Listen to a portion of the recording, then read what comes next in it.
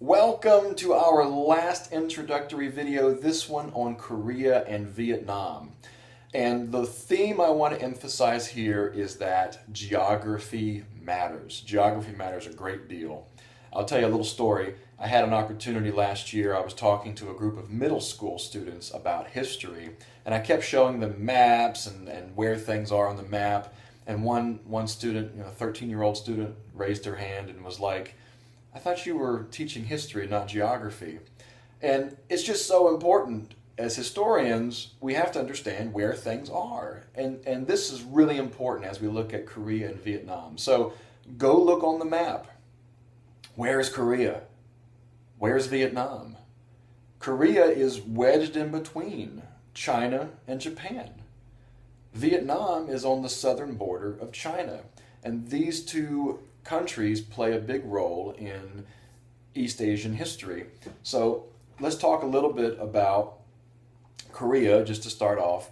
Korea is known as the Hermit Kingdom. Hermits are people who want to be isolated and stay away from other individuals. So in the case of Korea, the country was just tired of having to fight off other countries.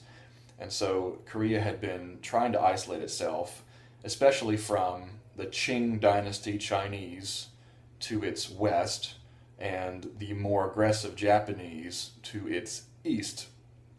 And I have a prime example of this. So in 1894 in Korea, there was a Tonghak Rebellion.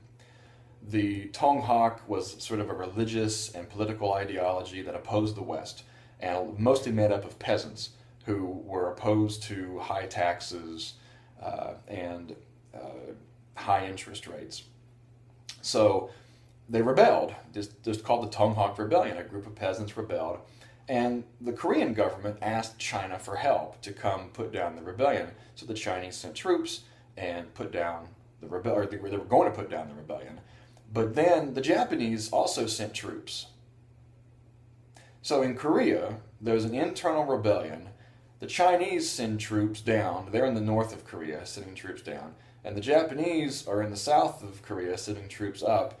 And very quickly, the Koreans realize that they've got two opposing armies in their country, and they're stuck in the middle. So if you have been paying attention the last couple of units, you will have noticed that 1894 is the same date when the First Sino-Japanese War began. It began in Korea. And so you need to understand where things are. The geography mattered. And the reason that war began between China and Japan was because of an internal rebellion taking place in Korea, which is in between China and Japan. So geography matters. Geography matters a great deal in Vietnam as well. Vietnam had been paying tribute to China for hundreds of years, and there was a long tradition of China having influence and control over northern Vietnam. And that makes sense if you look at the map. China is right there to the north of Vietnam.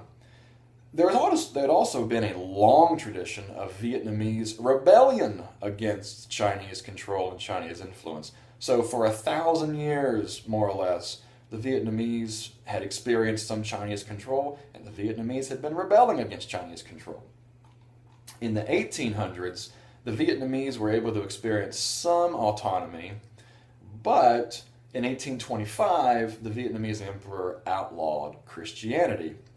This did not sit well with the French. The French had been trading and been involved in Vietnam since the 1600s, and the French decided they were going to use that persecution against Christians as a reason to go into Vietnam and take control.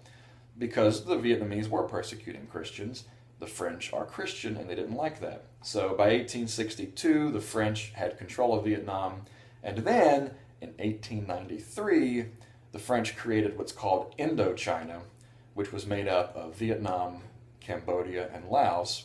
Cambodia and Laos border Vietnam to the west. So geography matters a great deal, and Korea and Vietnam, here at the end of our course, they're very important in part because of the relationships that they had with China and Japan. So I look forward to talking with all of you about the sources in this unit, and we're almost finished, so hang in there, And as always, I'll be reading your work on the discussion board, and if you have questions, let me know.